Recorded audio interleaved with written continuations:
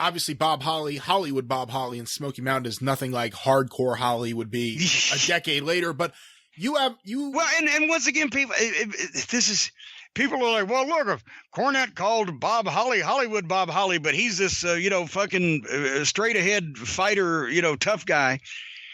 Bob Holly at the time, honestly, and we'll tell you this, that he came to work for me, had no fucking gimmick. He'd been doing jobs on TV when Pat Rose could get him booked to come along with him. Nobody had used him in any major promotion in a significant fashion. So I let him be a fucking pretty boy heel, see if we can fucking get anything out of that. That's what you did in those days. We got him a robe made for $150 and said, you're Hollywood Bob Holly, and go. And he couldn't say suey if the hogs had him. His promos were terrible because he'd never done any. His work was good, but he was still a little on the small side.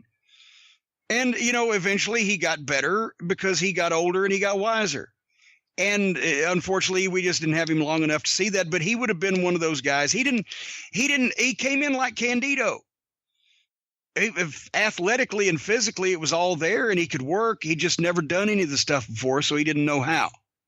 And Candido stayed long enough to learn. So anyway, it was not about finding the perfect gimmick for a guy that you wanted to use in the main event. It was like, this guy's good, but he's never done anything. So let's just give him something and see what happens.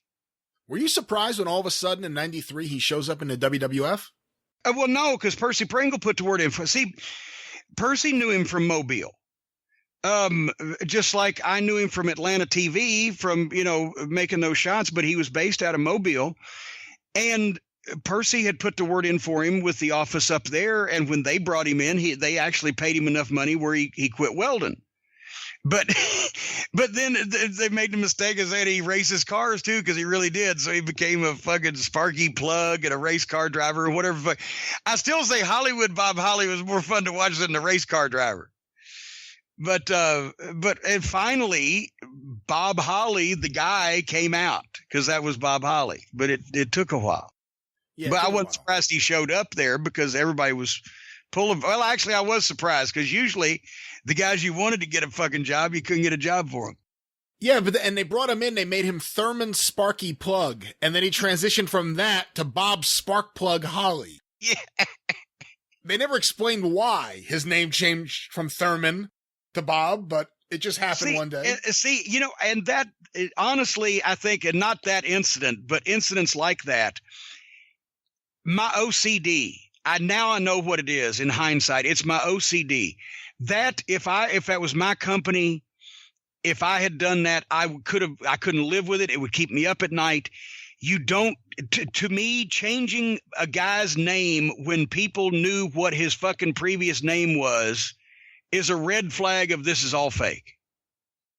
And you got to send him away. He's got to come back with a fucking beard. Somehow he looks different. People's memories are short, but you can't just take a guy that's been there all along and suddenly he's under a new name. To me, that screams this is fucking bullshit. And I've always hated that.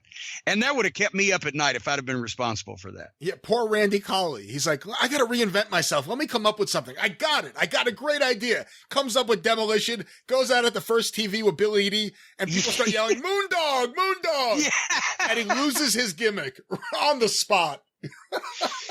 Well, I'm just saying.